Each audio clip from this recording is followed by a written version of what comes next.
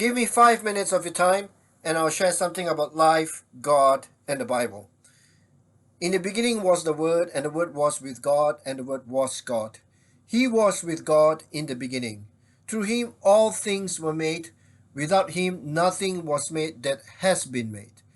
In him was life, and that life was the light of all mankind. The light shines in the darkness, and the darkness has not overcome it. John 1 1 to 5. John introduces us to a speaking God who creates the world. This God speaks through the Word. The Word is in existence with God at the beginning of creation. In fact, it is through this Word that God creates all things. Not only does this Word create all things, but this Word also shines God's light into the darkness of creation. In him was life, and that life was the light of all mankind. The light shines in the darkness, and the darkness has not overcome it. John 1, verses 4 to 5. This coming Sunday is Third Advent Sunday. We celebrate that the Son of God has arrived. Jesus is the Word who was with God at the beginning, yet now the Word has arrived and makes his dwelling among us. This is Advent, the coming of God, the coming of the Word.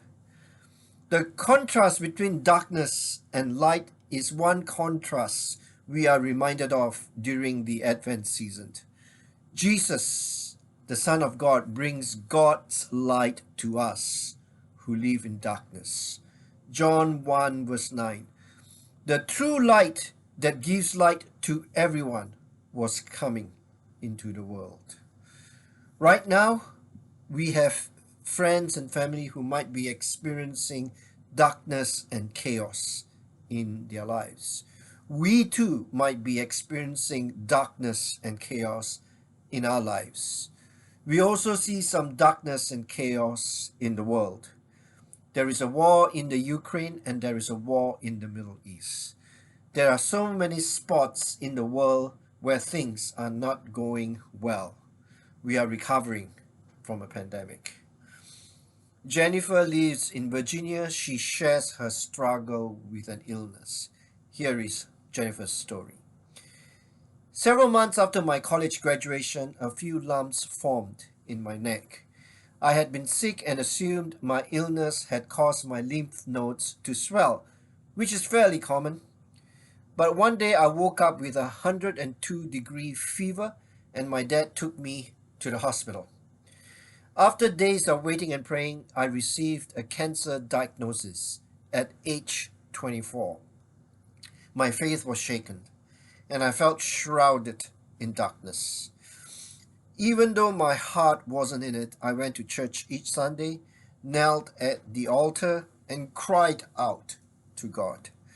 The more I listened to sermons, attended Bible studies, and participated in prayer groups, the more I felt God's presence and found meaning in God's words.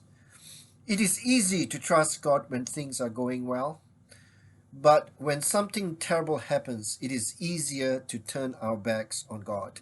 Often when we experience grief and pain, we get lost in the struggle and cannot see God's guiding light. We may even fall away from our walk with God. But sometimes it is in those dark times that we can more clearly see the light of God shining through.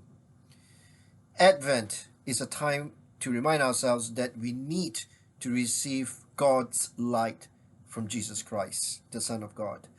The Apostle John reminds us to be ever willing to receive this light from Jesus.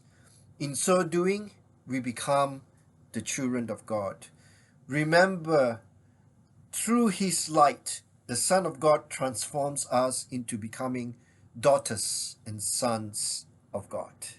Yet to all who receive him, to those who believed in his name, he gave the right to become children of God.